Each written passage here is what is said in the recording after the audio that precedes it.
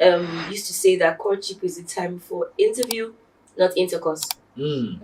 So many young people put the cart before the horse. They first of all try and figure out what their sexual chemistry is, whether they are attracted to each other, whether they are compatible in bed. Many people care more about, what's this person earning? How do they look in the Instagram photos? But in the long run, none of those things will really matter when it comes to building a successful marriage. And so it's time to have conversations to really get to know the person. Speech betrays people. So the more people talk to you, the more you have an understanding of how they view the world, how they view marriage, how they view you, and how they view the other people in their life. So it's so important. It's like saying, why do I need to interview people before giving them a job? So, for example, even if you wanted to get a help in your house, you would interview the person. It's not as if this person is making major life decisions with you or raising your kids. There's just somebody who lives with you and helps you.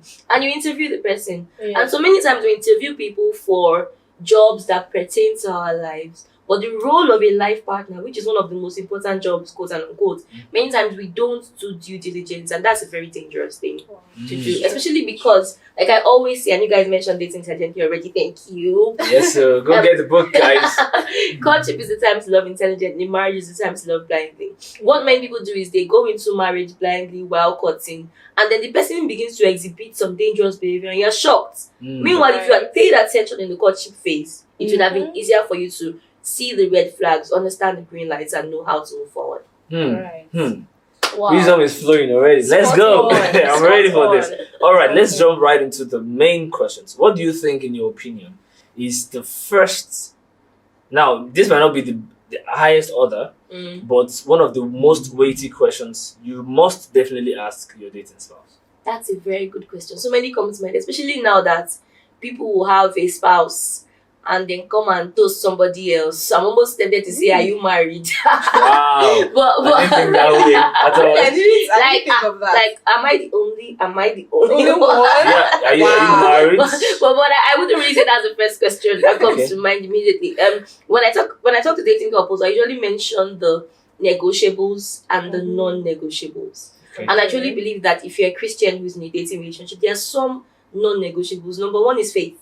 You both have to believe the same thing. It's not an issue of behavior. Oh, this person doesn't believe in Jesus, but they are so well behaved. It's an issue of nature. So you need to ask them, okay, are you born again? That's such an important question. Don't just assume that because you met somebody in church, then the person is automatically born again. Don't date somebody who just got born again because they say, are you born again? Well, do you want me to be born again? If you want me to be born again, I can be born again for you. I can be anything for you. I'll be anything for you. So I think recognizing, first of all, what are the non-negotiables for you. Number one, faith. Number two, character. And number three, really, even though I jokingly said, are you married? But really finding out, am I the only person you are making this proposition to? Or are you already... Marriage is not... It's not a commitment you can make when you already have outstanding commitments in that same area. So those are conversations to have. I think that apart from asking the questions, because sometimes we ask questions because we know the answer we want to hear. So we just tell us. I think that observing people is also very important. So you're asking them questions, but you are also asking yourself these questions. If this person was really saved, would they be duping others of their money? If they were really saved, would they treat their parents or strangers this way? So asking them questions, but also asking yourself questions. And sometimes, once in a while, asking the people in their lives questions. I've seen single people that you meet somebody's brother or their sibling and say, you want to marry my brother? Hey, I pity you. So you have to pay attention. I think that's very important. Thank you so much. You have to pay attention. You need to take time to investigate. Literally, like CIA duties. Yeah. I know I had my own share of doing CIA for my wife. It was Facebook, and our family. I followed them all. I started checking just to be sure, she's from a good home. Some things that I wanted to be sure that she had. Interesting. I mean, for me, I think the basic thing for my husband, when I was investigating, I could see his heart in clear black and white, and we talked a lot. Exactly. So through conversations, through just talking, relating, a lot of things tend to come out. So I mean, we tend to tell people that try to talk. Try to talk as much as you can. I mean, how can you ask questions if you don't even talk? If you don't even talk. I think that's so important. You can't just spend all your dating phase looking into each other's eyes. I'm feeling Like, butterflies. Hello. I love you so much. I love you too. You can't spend. I think of course there's a place for romance in relationships, Yes. but you need to have those conversations, because when you're marrying someone, you're marrying their character, you're marrying their decision making. That's what's going to help you build a healthy marriage going forward. Fantastic. Okay, so I mean, any other question that you should ask? There are so many other questions too. I think that when you've asked about the non-negotiables, faith, when you figured out character, sometimes people also need to understand. So, for example, I truly believe that the purpose of every person is Christ. So there's that. But sometimes assignment is also important. I feel like purpose is different from assignment. So maybe one person says, "Oh, my job is to be president of Nigeria, and that's my dream in life. And I'm going to start from being a local government person to going to Senate and House of Reps, and then from there I'm going to be president." Another person is like, "So what I want to do is to not live in Nigeria at all."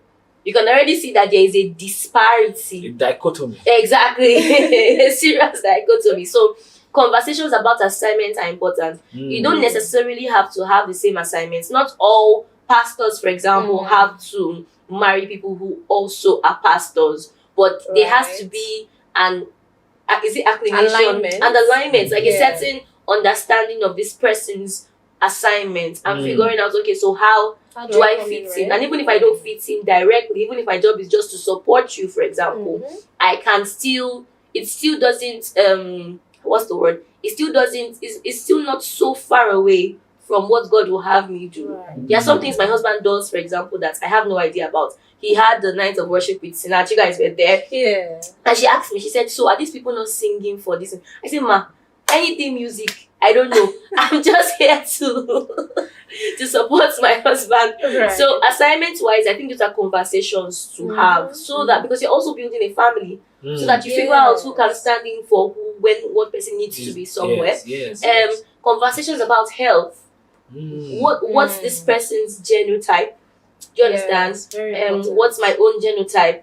How does this affect us going forward? What health issues maybe run in your family? I don't know who was saying it's about when people wanted to get married. Look, I was watching, I think it was Apropos Doctor.